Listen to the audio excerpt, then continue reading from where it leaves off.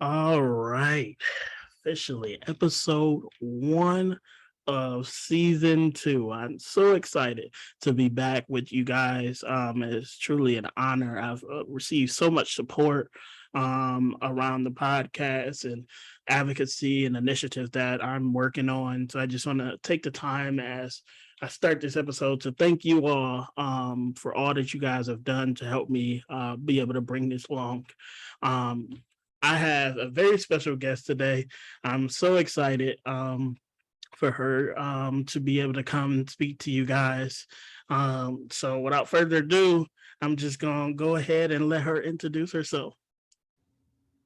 I am Danielle Campbell. I am an adoptee from Macomb County, and I currently work for the Michigan Department of Health and Human Services as a foster care specialist in Berry County. Um, and I think that this podcast specifically is such a great tool for people to understand that adoption and foster care are very complex systems.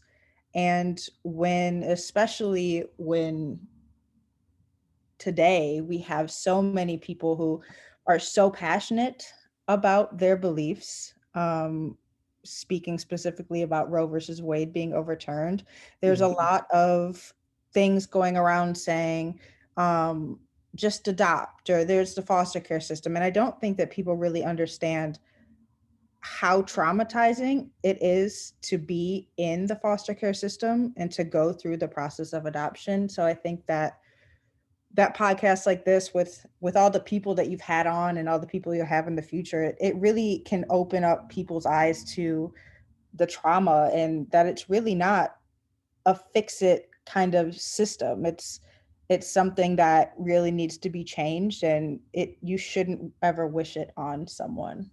So thank you for having me. No, no, definitely. The pleasure is all mine. What an introduction. What an introduction. Wow.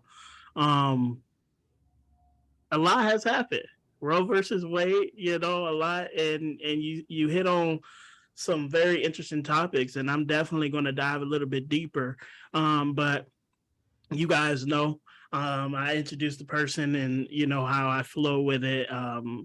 It's time really we kind of dig deep and kind of get to know you as an individual and build that timeline to what you're passionate about, what you do now, and what's driving you towards it.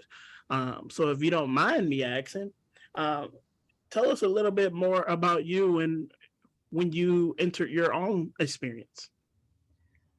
Um, so I was born in Wayne County, and I was adopted through Macomb County when I was pretty little. Um, and I remember being very dark skinned compared to the people in my neighborhood where I grew up. It was a very white neighborhood and typically older people, much older than me. And I remember when I think I was around 6 or 7, I just remember feeling like I didn't belong. And it was weird because I've always had this really great relationship with my dad, my adoptive father. And so I kind of just always wanted to do what he did. But for some reason, I still felt like I didn't belong, and I didn't know how to talk about that because I didn't want to hurt anyone's feelings. And I remember just keeping it all inside, and it really impacted my mental health to the point that when I was about 8, I remember having my first suicidal thought just because I thought that I knew I didn't belong. I knew I wasn't fitting in, but I didn't want to hurt anyone. And at the time, my thought was, I don't want to hurt anyone, so I guess I just have to hurt myself. Um, which was foolish, but I didn't have another outlet. And it wasn't until really I got to high school that I felt like it didn't matter that I didn't fit in. It didn't matter that I wasn't like other people. It didn't matter because I was my own person. And of course, high school has its own challenges where you want to fit in, but I don't think I cared as much because I knew my own struggles and I knew what I had overcome personally that no one has ever known before. Um, and then it was a lot of trial and error um, through the rest of high school, graduation to college. I went to Central Michigan my freshman year of college, um, thinking that it would be great to go where some friends were going because I would know people and it would be this great experience because everyone talks about college being the best times of your life. And I just wanted that joy. And I got there and realized this is not me at all. I'm not very social of a person unless if I'm really, really comfortable around you, which is rare because I do enjoy keeping to myself. And I just remember having to tell my parents that I didn't want to be there. I wasn't enjoying it. I wasn't doing very well because I wasn't enjoying it and I ended up transferring to Wayne State where I finished my degree in 3 years. I have a bachelor's degree in psychology. Um and I felt more comfortable because I was able to go to school and then go home. I was able to go back to my comfort space. And it wasn't until I graduated from Wayne State, I started a master's program at Wayne State for urban planning, decided that was not for me. Um, because again, I had a lot of trial and error where I just didn't know what I wanted. And then I ended up moving to New York City, where I have never felt more comfortable in my life. And I ended up getting my master's degree in nonprofit management and public policy from NYU. And I was there supposed to be just for school, but I ended up like really finding myself. And I found that I could be myself because in New York, no one really cares about you in the sense that you're walking down the street and so are millions of other people and they're just going to where they have to go. So it's not like oh, this person's staring at me because no one's looking at you. They're just trying to go where they have to go, and I loved that. I loved being able to kind of just blend in because there is no one type of person in New York City, you know? It's everybody is it's just a blend of people, and it was so great to be able to blend in and not stand out, and I could be who I was. And I had my dogs there and it was just great to do that. And then COVID hit and I could no longer afford my rent because the places that I wanted to work and the places I was working cut staff because no one knew what was happening because they were nonprofits, and it was scary. And everyone, for the most part, cut large percentages of their staff. And of course, being a low person, I wasn't gonna make that cut. So I had to move back to Michigan to just be able to afford to live. And I remember coming back here and thinking, what am I supposed to do? There's nothing here for me. I didn't think that I would be able to make it in Michigan just because I had so many memories of thinking that I wasn't going to fit in. And it just brought all of that back. And I remember that was the first time that I really realized you have to do something because this is not, you're not living, you're just in survival mode. And I was really just trying to get to the next day and figure it out. And every day I kept saying, okay, now we're here. So now what? And then I was like, well, we'll just figure it out tomorrow.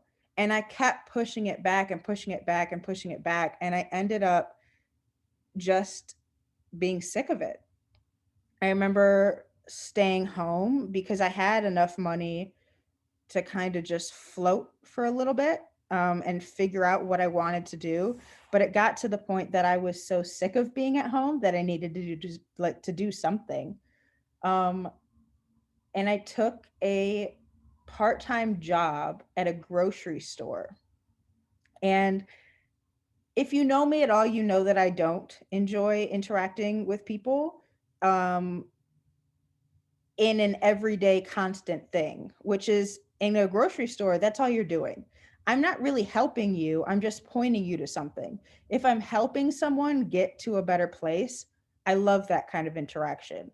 But at a grocery store, you're not really doing that. You're just saying, like, yeah, the milk is over here. And it just wasn't fulfilling for me. But in taking that job, I ended up meeting probably the most important person in my life at this point, and she kind of took me in as her own. And to this day we're still like very close and get closer every day, but she took me in as her own and introduced me to her family, and now her daughter is like my best friend. We're like sisters, and we've been through a lot. And I think that going through what I went through with my mental health as such a little kid to where I am now, that I have a support system that I really feel confident in. I know that it's a process, and progress is not linear. And it took me a long time to accept that there are going to be days where you go back into that mentality that you had before, but then you step out of it and you're stronger for it. And it's just that the understanding now that life really is a mountain, and every time you get to the top you think you're at the top, and then there's another hill. And it's just that kind of thing where you have to keep pushing and finally find yourself. And a lot of people, me included, felt like, well, I'm in my early 20s, I don't know what I'm doing with my life, I'm working at this job that I really don't like just to make money, and I don't feel like I have a purpose. And it took me, I just turned 27 and I finally feel like I know my purpose, and that is to ensure that as best as I can that no other kid feels the way that I felt. And it wasn't anyone's fault. It wasn't my parents' fault. It wasn't, it was just the situation that I was in wasn't ideal. And I carried a lot of resentment for my biological mother for an incredibly long time, and I still do a little bit. It's again, it's a process. And I felt like because I knew her past, my biological mother had several other kids before me, gave them all up for adoption, and kept one of them. And that one ended up passing away, and that was detrimental to her mental health. And my biological mother had never really been honest with people. And I remember getting my adoption records. I went to court several times to get my adoption records. And I just wanted to know my medical history because, as we adoptees know, it isn't always the easiest thing to just know where you came from. And I didn't want to know, I wasn't concerned about her as a person or who my father was or this or that. I just wanted to know my medical history. I wanted to know what was coming, so to speak. And it took about 6 years to get that information. And I still don't have a lot because I've learned that my biological mother lied about a lot of things, which only made me more angry at the situation. And I felt like it was my fault. And again, now looking back, I'm like, how could you even think that? Like, you were a baby, you had nothing to do with it. But as a kid, like, you take it very personally because it's like you see all these other kids out here with their moms and their dads and whatever their situation is, and they're just so happy and they go everywhere together. And I felt like I didn't have that opportunity. Like I wasn't given the chance to do that. And I felt like, well, it had to be something that I did because why else wouldn't you want to be here? Um, and it's just not true. And I think now working in the position that I do, um, I've met with a lot of kids who have felt the same way, and I'm able to connect with them on that level. And we, it's easier when you're working for an agency that wants to help, but is somewhat restricted in the way that you can do that because of certain policies or certain laws that are in place that may seem good on paper, but in real life are actually not very helpful. Um, you can connect with them on a personal level and get them to understand, hey, I know where you're coming from. I've been there. Let's get through it together. And you can guide people that way. And I found that to be very helpful. And I hope that it will continue for many years. I think that a lot of kids in the foster care system right now, especially the ones that I have worked with, they just feel hopeless because whether they've been in one placement or they've been in 10 placements, you're still removed from the one person that you thought was supposed to care about you the most. And that's that trauma that stays with you. And I'm not sure that it ever really leaves you, but I think that you can use it as a stepping stone to be stronger and find your purpose. And I'm just glad that now, 27 years later, I finally found mine.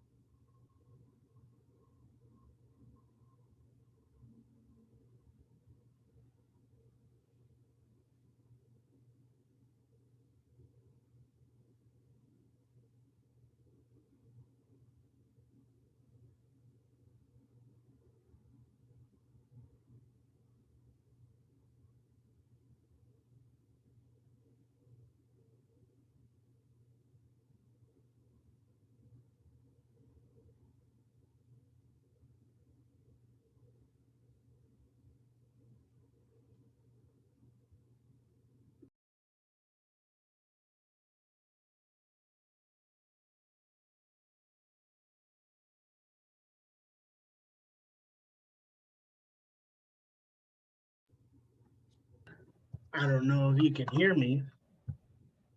I can now, yes. Okay. I just said a whole spiel. Oh boy. And yeah, my audio tripped out, but Cut uh, that part. Just cut it out. yeah, I don't even know how to cut it out. So Oh boy. look, we just gonna go with it. We're just gonna go with it. So audience, just gonna take a little break when that part come on. Get refill your coffee, what have you. If you're at a stoplight, take a little break. Switch the soundtrack or what have you. Um, Forgive me. This still is a working process, but to re can't what I just said. I was saying I just wanted to take a moment to thank you for your vulnerability and sharing all that.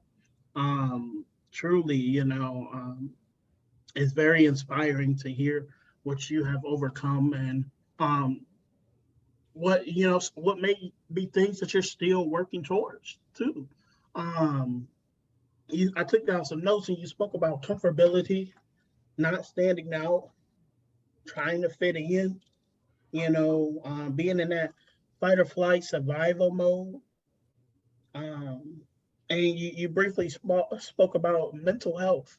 You know, if you don't mind, could you expand upon that a little bit more? What did mental health look like for you in those younger ages, growing towards now?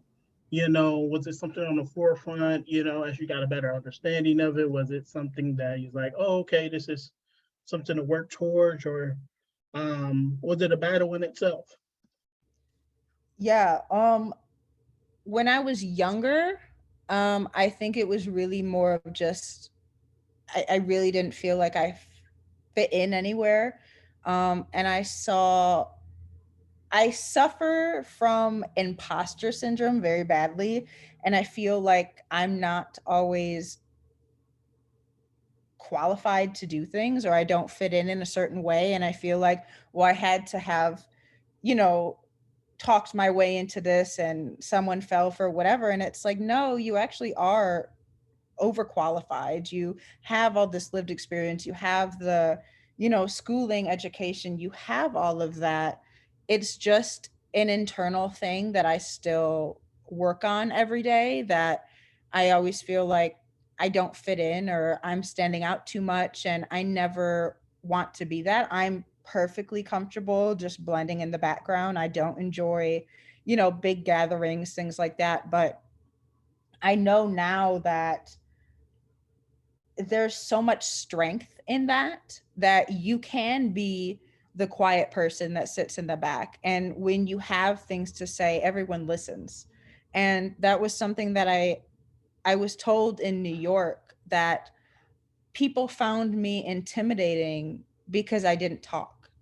And when I did, everybody wanted to hear what I had to say because I was a mystery, because they had never heard me talk before and they had never seen me interacting with these people. And I learned that that was kind of like my superpower. That's what I like to claim it as.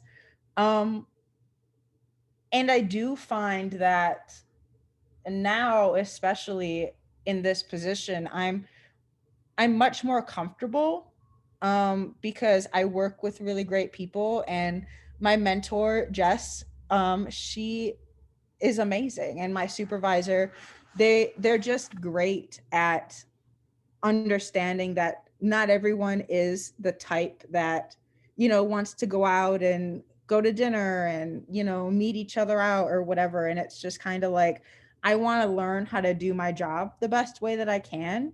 And that's what I'm here for. And they're pretty much all on the same page in that. So it's been very comforting to be around those types of people, and just learning from them and how they, overcome some of their antisocial tendencies, we'll call it, that we all share. We all have, stuff that we struggle with, but when you're surrounded by good people, it's a lot easier to face them.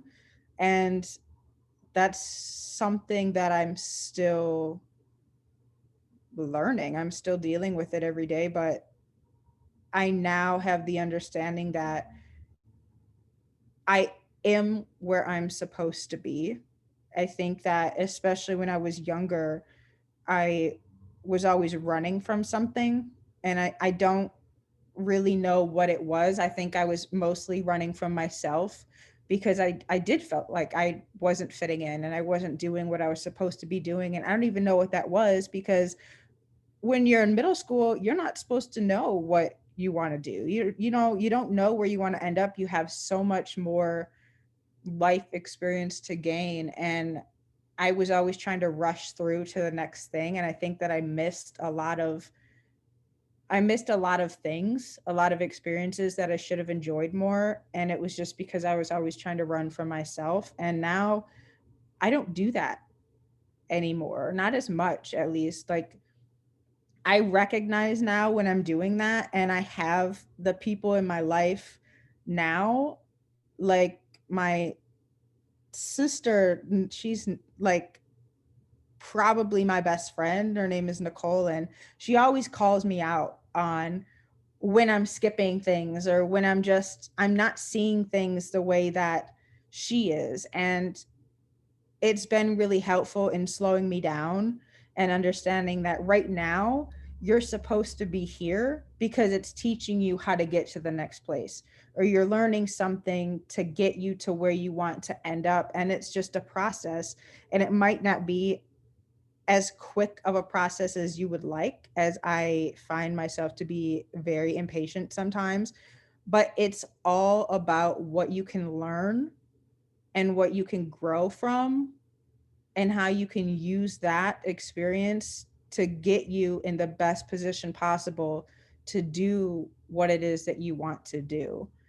And so it's definitely a process, but now looking back at it, I'm very thankful for it. I'm also very thankful for my parents because they never pushed me to do or say things to them. I'm not very open, which is odd because I'm here doing this podcast. But again, this is part of the process. I'm not very open, and I like to keep things to myself. And they never forced me to talk about things. There were times when I was really little that I wish they would have had certain conversations with me about my biological mother and things like that. But it was a learning process for them too. They had never experienced that. It was just something that was new to everyone. And I'm thankful for them to have stayed by my side and not forced me to do something that I didn't want to do. And I know that at the end of the day, I could always go to them if there was something, but I just never wanted to do that because I didn't want them to feel like they were failing, because they weren't.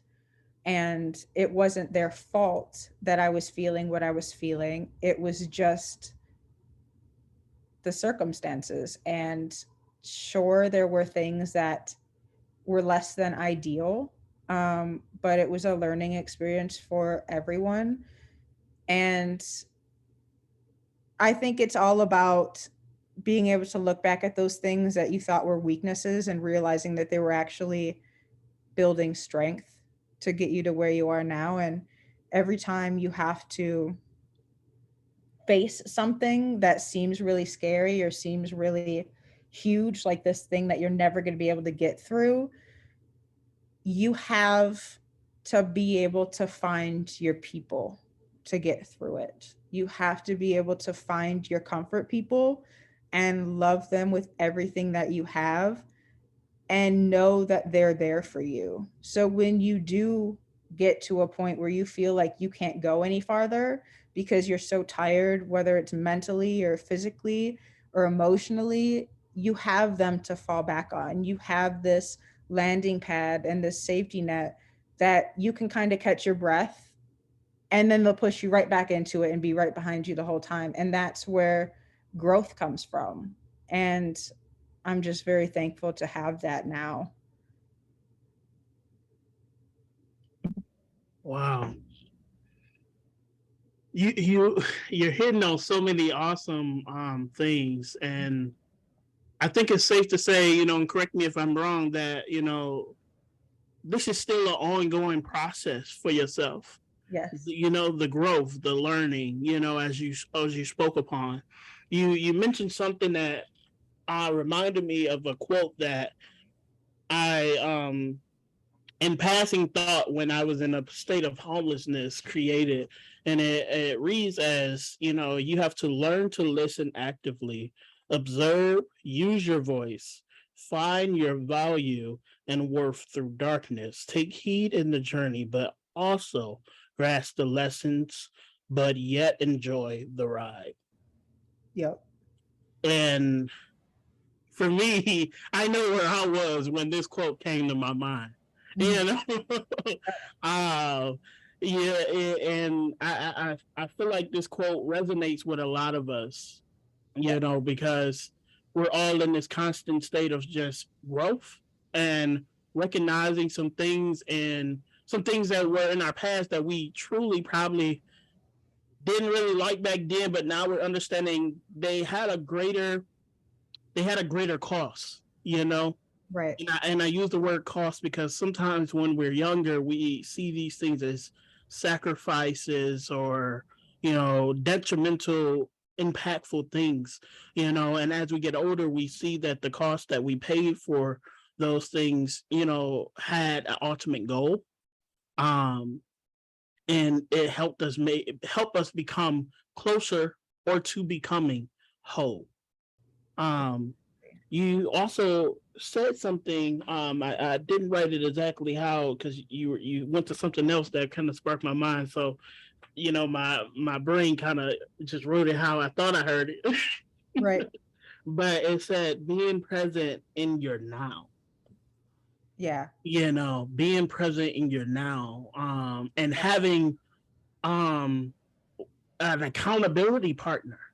Your sister to keep you present in your now, especially when your mind tries to escape, and go backwards in the process. Is it safe to say the healing process that you're working through? Yes. Um, that's totally awesome. That's really awesome. I can say for myself, I'm 25 years old now. I feel like I have somewhat of a support. Yep.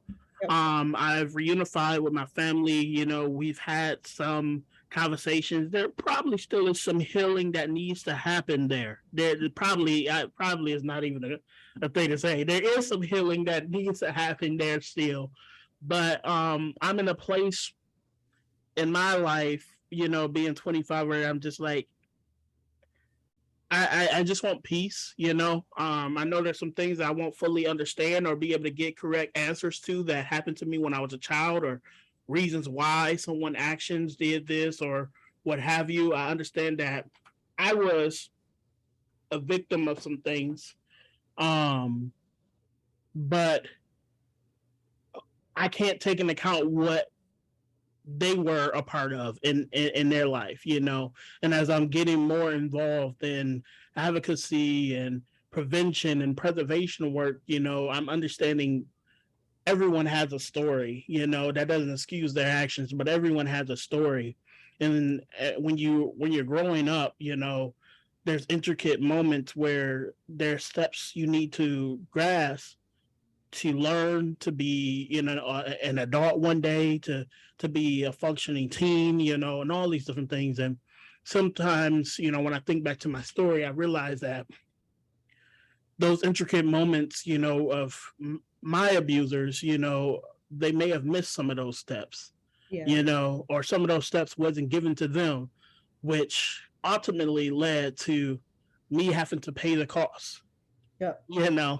and going back to that, like you and I, that cost has came back, in full flow into what we do on our day to day, and helping others and preventing them from getting into the same things that we had. Yeah.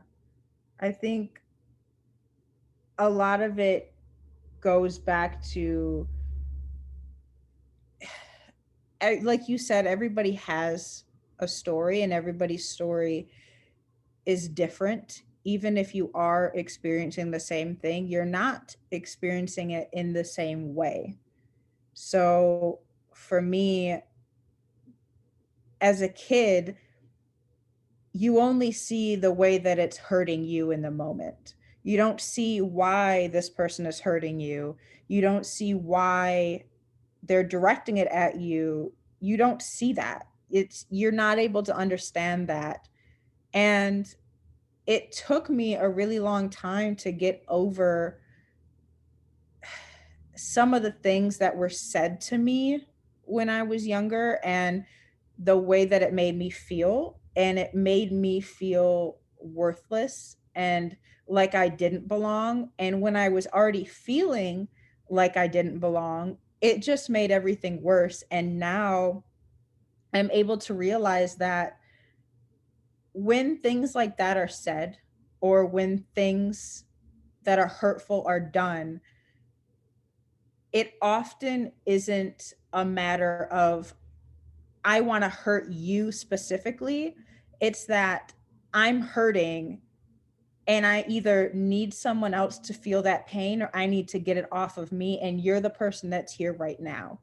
And it took me a really long time to understand that that was what was happening with a lot of these people in these situations that I was a victim of. And but when you're little, again, you don't think about it like that. You just think, I'm being hurt. I want it to stop, but I don't know how because I don't have anywhere else to go.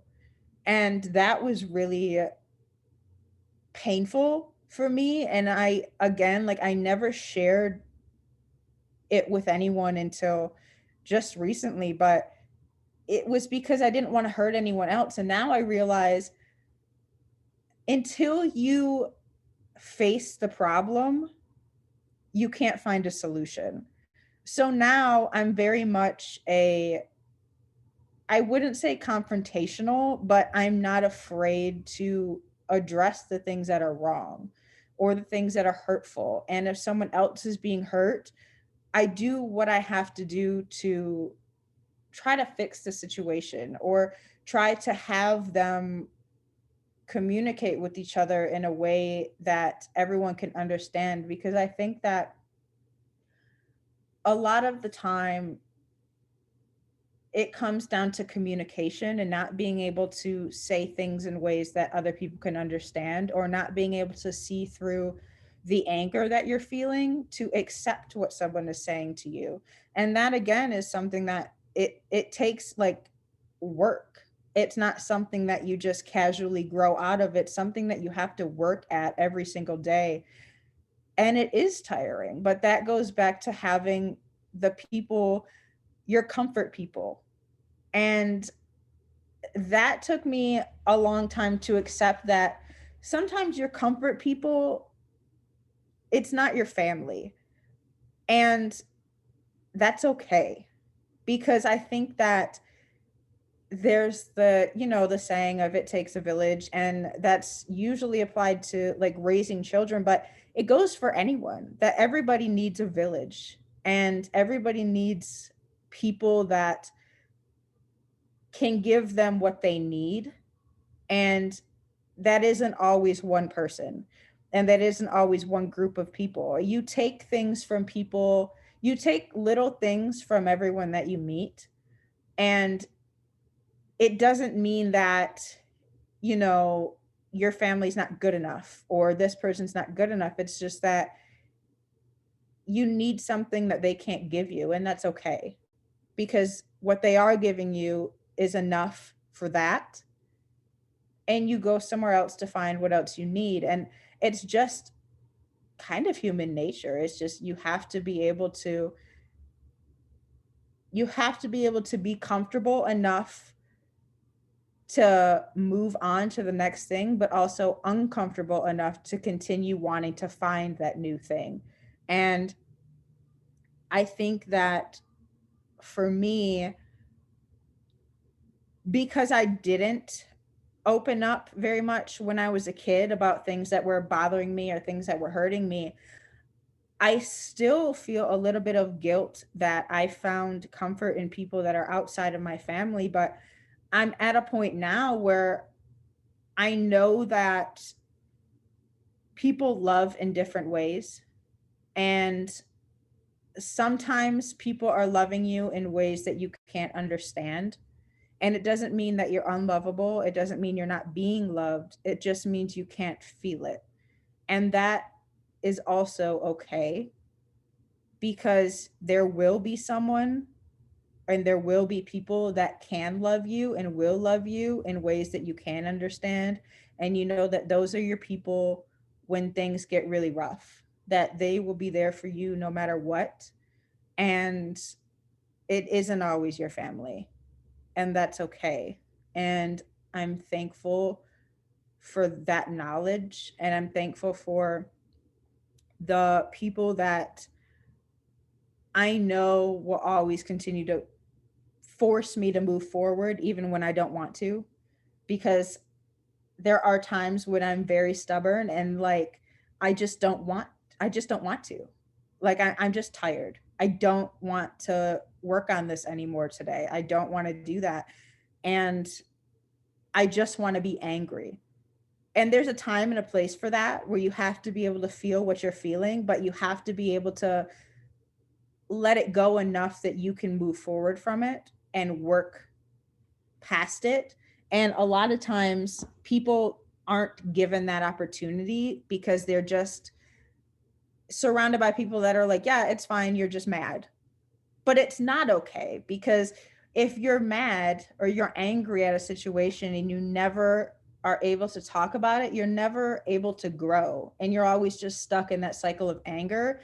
And that comes back at you mentally. It's exhausting to be angry all the time. And it's exhausting when you're angry at someone that isn't in your life. Like for me, I was so angry at my biological mother for what she did and what she didn't do for that fact. And I wasn't able to be who I was because I was always, I think I was trying so hard to not be like her that I lost who I was. And it wasn't until just a few years ago that I finally was like, you know what? It's not my problem. What she did is what she did. And even today, I was just having that conversation with someone that there are times when I am angry at what she did, but it doesn't eat me alive the way that it did before. It still stays with me for a while, which is still part of the process, but I'm able to talk about it. I'm able to talk through it to the point where I don't want to hurt. I don't want to feel hurt by it anymore. And the thing is, like, everybody has a story. Like, again, it goes back to everybody has a story. And sometimes we're just not able to see it from their perspective. So we carry that anger or that irritation, and it transcends into this internal thing. It's like this intrinsic irritation that just grows and grows and grows. And pretty soon it eats you alive. And for me, it turned into depression, because I couldn't figure out how to get out of it. And I still struggle with depression now, but I feel like, as irritating as it is to me when she says it, Nicole is great at forcing me to see that everybody has a story and I'm not seeing their side because I don't want to see it. And that's how I was dealing with my adoption, was that I didn't want to see their side. And I don't know if it was necessarily that I didn't want to see it or that I couldn't see it with what I had, with the knowledge that I had at the time. I couldn't see it because I was just so angry. And I just wanted to stop hurting, but I wasn't giving anyone the opportunity to share their side. And now I have learned more about the situation, and I thought it would be helpful, and I realized that it really wasn't, because regardless of them sharing their story, I still wasn't in a place that I was able to hear it. And I think that that time is different for everyone, because people think like, oh, you're 18 now, you should be able to do this, or you're 20 now, you should be able to do this. But there's no timeline for healing. It's a lifelong thing. So yeah, there's going to be things that you're able to work past. Like, I'm not angry about things that happened when I'm 8 anymore, like when I was 8 anymore. But that still stays with you. You still have that knowledge of, this is what happened. This is how I don't want to end up again. And now I know what to do to avoid that. But in the case of my biological mother, she's never been interested in sharing her story. And her story changes depending on who she's talking to. So it makes it more difficult for me to want to hear it, because I feel like, again, I'm being lied to, and I don't enjoy being in that position. I don't think that anyone would be enjoying being in that position, but I'm now surrounded by people that are kind of forcing me to be patient and to understand that this is just part of the process. And I might not like it. I actually really hate it.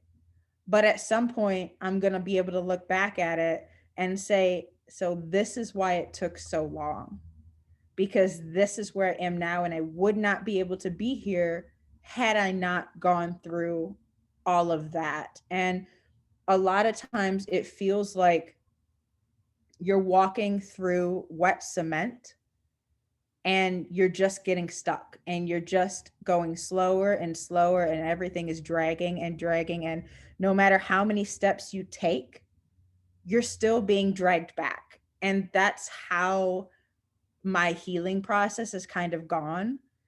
Um, but I think now with the work that I do, I'm able to put it in a perspective that it isn't about me. It's about these kids are experiencing the same thing that I did. And I don't want them to have to do that. So I have to put my stuff aside and be able to work with them and what they need. And that has been very therapeutic for me to see this is what I was doing. We were doing the same thing. I was doing the same thing that this kid was doing, when I was that age. And here's how I came out of it. That might not be his process or her process or their process, but you're able to see how those cycles repeat, especially when you're moved around placements and your your family life is unstable and you don't have the friendships that other people have, and you're comparing yourself to others because that's what you do in middle school and going into high school. You just want to fit in and those kind of things. But being able to have my perspective change from when I was younger has been interesting, but also very helpful in kind of sharing my knowledge with people that I work with. And I'm thankful that the people that I work with now, they're always interested in hearing my perspective. They're always interested in hearing my story. And I think that it's a growing and learning experience for them as well. And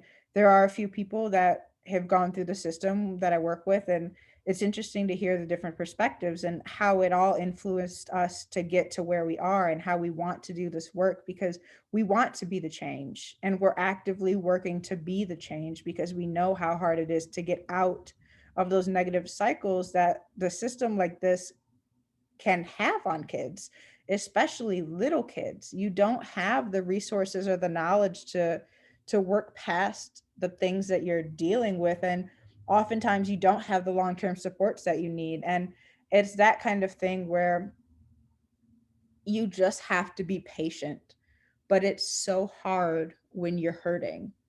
It's so hard to stay patient when all you want to do is have it stop, and you can't seem to find a way to do that. Yeah. Once like man, it's just I'm just sitting here listening and you just dropping nuggets after nuggets, and it's just hearing the wisdom and this process of growth, this process of healing, this process of recovery that you're going through, and even the parts that you have gone through, it's wonderful. It is wonderful, and I think it's a model I know of like foster care recovery, and it talks about um acceptance, it talks about awareness, understanding, acceptance, and forgiveness. And when I think about that, I understand that each one of those comes with its own set of stages. Yeah. And you can start one of those and one of the stages in one of those and go through all the other ones for just that one stage that you're working on. Right. But still be in the same place of I'm still in a place of trying to be aware, or Yeah. I'm still in a place of trying to understand. I've gotten through one part of my story, I've became aware that this happened at that day or what have you, and I've understood it, I've accepted it, I've forgiven it, but now I'm still on several other components that's still there. Right. you know, and it's a process. And a good friend of mine mentioned that forgiveness, and even in the step of understanding, because sometimes when we're going through the process of recovery, some new information may come to light, and Right. we understood what we knew of. But when there's new information come out, it may bring all that emotion back up, that anger, that disbelief,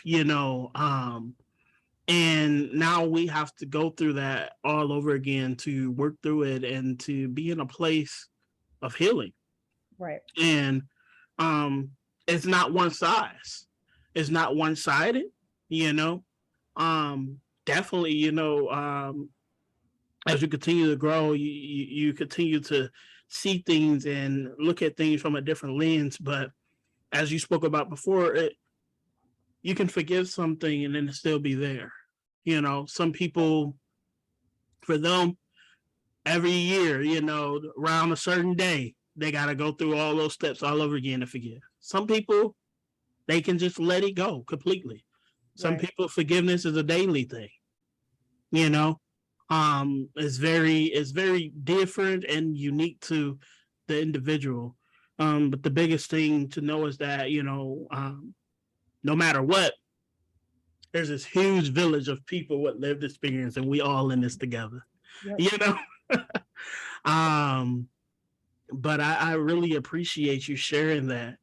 You also spoke about earlier, the multiple transitions you went through, from Central Michigan to Wayne State to being in New York to working at a grocery store, to all these big transitions, Yeah. on this longer path to a purpose that you're doing now. Yeah. Um, so I kind of want to switch gears, into your now. Yeah. Um, why? Why this work, in the long run? Like, why is this important to you? And why is it needed? I think I'm I'm at a point now where I realize that this is what always supposed to do. I was always supposed to be able to share my story in some way that would help someone else. And I had little bits of that happen throughout my life in different situations. And I even had an old professor of mine reach out to me and say, "Hey, there's this girl that I is in my class right now and she's really struggling, has a similar story to yours. Give you can I give her your number just to see if she wants to connect?" And because I don't have any advice for her. I don't know how to talk her through it because I've never experienced it. And I really appreciated that. Um, and the old me would kind of be offended because I don't share my story very often. And the people that I do share it with, I trust not to share it in a way that I wouldn't want it shared. But the me now understands that you shared it for a purpose. And now they're just giving it back to someone else who needs it more. And I understand that everything that I went through and everything that I kind of repressed, it's all done. And there's nothing that I can do to take away what happened, but there's all of this stuff that I can do to move forward and make sure that other people aren't affected in the same way. And whether that's one person or 1 million people, it's still something. And I think that small successes lead to big successes. And once you have a voice that's loud enough, you can't silence it. And that's kind of what the whole thing is getting people to understand that it isn't what you see in movies. Adoption is not what you see in movies. It's not this big Hollywood picture of this is so great. We have this kid now, and it's not. It's trauma, and it's progress, and it's hard work for everyone involved, and it's emotionally draining. And I think that the more people that get into this work that have similar experiences, the more that the system will shift to the way that it needs to be to actually help people in the way that they need to be able to be self-sustaining and succeed and lead successful and happy lives. And I think there's a lot of emphasis on making sure that this kid is placed. And while that's important, it's also important to make sure that everyone has the supports that they need regardless of where they're placed, because whether that placement is temporary or permanent, you're still alone, really. And you have to be able to bring your comfort people with you. They have to be able to go with you to get you to where you need to be. And it's a growing process for everyone. But I think that a lot of times people are afraid to feel what they feel. And that's how I was. And I know that speaking with some of the kids that I worked with, they're afraid to say what they feel because they think that it's going to impact where they are. And, you know, they finally feel safe. And now, well, I don't want to say anything wrong, so I'm just not going to say anything. And that's the wrong thing to do. Whenever you feel like you shouldn't say something, is probably when you need to say it the most, because you're holding on to something that's going to come back and haunt you in a way that you probably never expected. And it's just, you have to have permission to feel what you're feeling. And it's just like, you have to feel what you're feeling, go with it, own it, and know it so that you can grow from it.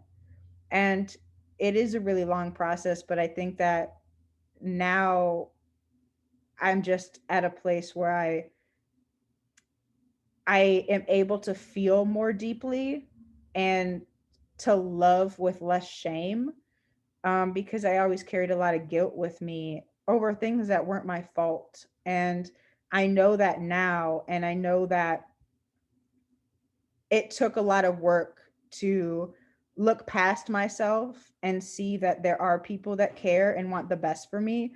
And I had to accept that I'm finally being loved in a way that I can understand and accept that it's safe. And you're never too old to be loved, and you're never too much to be loved. You just have to find your people, and you can accomplish whatever you want from that point. Wow.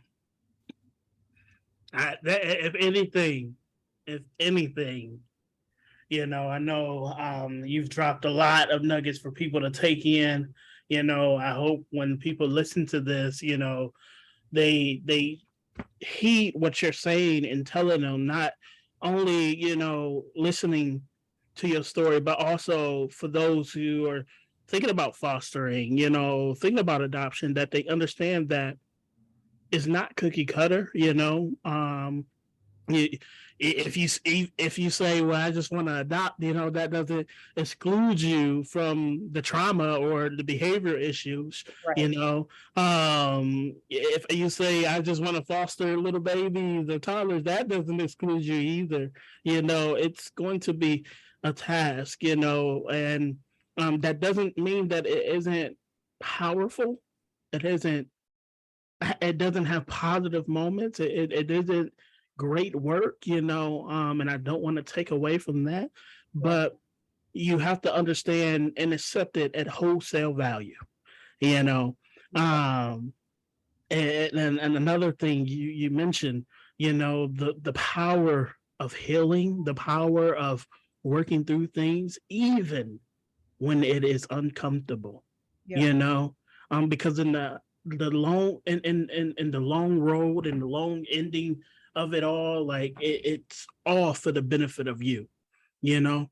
Yep. When I was doing season one and in the process of this podcast, I was just moved to create a space where everyone can share their story and that story be uplifted, for the power of just uplifting those stories, having a safe place to be vulnerable, um, and also to educate. Yeah. I found in my work in advocacy and working in facilities and all the different hats that I wear, sometimes the most lacking thing is the understanding and the knowledge behind what is all the intricate parts and categories that our child welfare system holds, Yeah. and understanding the people behind it. I was speaking to someone earlier this week. Well, not earlier this week because it is when I'm recording this Monday, but this weekend previously. Yeah. uh and he told me that sometimes in some of these agencies and some of these nonprofits and what have you, the human aspect is taken out. Yes. And for me, as a person with lived experience, that's mind boggling. Like, how have you been working with so many people? Your whole thing is built with working with people, and the human part of it is gone. Yeah. He was like, when we think about change and we think about evolving and reforming and redesigning, we got to bring back the human aspect of it, bring back the humanity, Yes. the humanity in human service. Yeah. It's willful and dangerous ignorance that a lot of people carry with them into things like that. I feel like no one has to lose for you to win. Mm, And I think that a lot of people go into things for money, which I understand the desire, but like you said, in many cases, it's only about the money, which means human needs are rarely considered. So, sure, you're winning in that you're making the money that you wanted, but is it worth it when you know that others are suffering because of it? And I just think no one has to lose for you to win. And I think a lot of people forget that. wow. As we get ready to close, I only got a couple more questions for you. I just, it is such an honor. It is such an honor, and even listen to you because I heard you. I heard you say, you don't typically, tell your story. And I just want to say thank you. And also another thank you for all the people that's going to listen to this and resonate with your story and find some place within themselves to be able to take that step towards healing. For those potential foster parents that are going to be able to have a better understanding of the task that they're going to take on, those potential adoptive parents. So, truly thank you for that. Um, my last couple questions, Mhm. or it's more so my last question, Mhm. is more so a statement that I'm asking from you. Okay. What tips, tidbits, or advice can you give the audience today? You can separate it to whatever category of people you want to talk to specifically, Mhm. or you can make it very general. But what advice do you want to leave? I know you've left a lot here on the floor. You and dropped the mic on us several times. Um, but I'm asking for one more. um, I think for someone going into work, like child welfare work, you have to be able to put your own feelings to the side so that you can hear what other people are saying. And if it does connect with you in some way, use that as a point of learning, not a point of emphasis. And by that, I mean, don't put so much into sharing your story that you're now overshadowing what other people are saying, because everybody's process is a little bit different. And the things that I went through and the things that I struggle with are not the same for someone who may have the same experience as me. Like, yes, we went through foster care, we're adopted, that kind of thing, but the little bits in between are not the same. And I think You have to be able to separate it and understand that you're not going into child welfare for the money. You're going into it to make a difference. And that's the best that you can hope, is that someone somewhere is impacted positively by what you're doing, and that creates a domino effect into other people, and it can lead to this community of healing, even if you're not directly included in that community anymore. And I guess for, I don't know, anyone struggling with anything mental, whether it's depression or anxiety or anything in between or outside of those categories, just find yourself. You have to be able to find part of yourself and understand what that part of yourself needs before you can begin healing anything else. Because until you face the problem, you can't find a solution. And for me, it was being able to understand that this is what I was lacking, and what that came from was finding my comfort people. And now I'm at a place where I'm able to talk through the rest of the things that I struggle with, because I'm comfortable knowing that I am safe. And safety comes in a lot of different forms and a lot of different ways, and it doesn't look the same for everyone. So find what you're running from, identify that, and learn it and own it, and understand that what you're running from is not who you are. It's just what you're trying to change, and you can't change it until you face it. So face your demons, find your people, and find your safety, because that's where growth is. Well, you guys heard it first. um, thank you so much for being the start to this season. Um, I couldn't think of any better, any more powerful, any more inspirational, all of the above way to start this season off. And I just, it's once again, it's an honor and a privilege to be able to hear your story.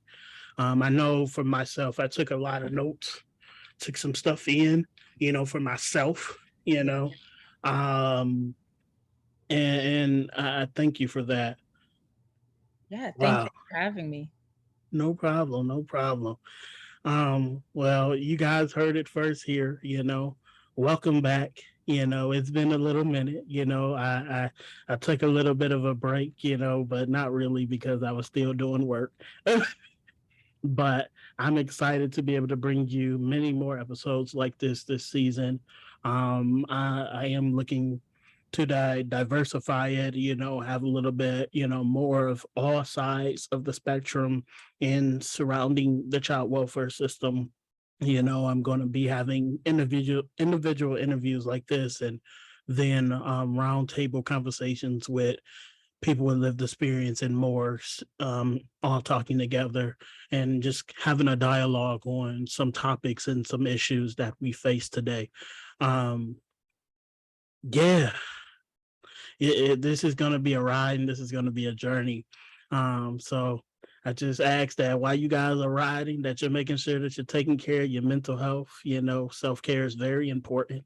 These shows can be heavy, they can be light, but just make sure that, you're taking the proper precautions when listening to this, to maintain your own self-care and mental health and wellness. Also, you know, if you guys are interested in being on this show, definitely reach out to me on my social media.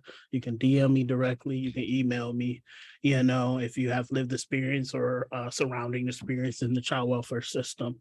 I would love to have you. Um, but that's all I have for you guys. So you guys have a good night, good morning, good whenever you're listening to this. Until next time, thank you.